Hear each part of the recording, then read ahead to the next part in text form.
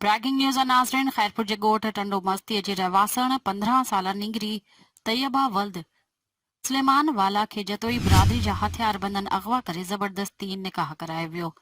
नारी उतां वजह वठी घर पहुती अदालत में पेश 5 जवाबदारनि मथां कोर्ट ॾिजी थाणे ते अगवा जो केस दाख़िल कयो वियो आहे। आदलपुर में नारी तैयबा एहतजाज कंदे चयो त हुनखे जवाबदार ज़फर जतोई शहजाद मुश्ताक मीर खान ऐं एजाज जतोई हुन जे घर में घिड़ी हथियारनि जे ज़ोर ते खेसि ज़बरदस्ती अगवा करे खणी विया हुआ, जंहिं बाद ज़फर जतोई हुन सां ज़बरदस्ती निगाह कयो, जंहिं बाद हू उतां वजह वठी निकिरी घर पहुती आहे।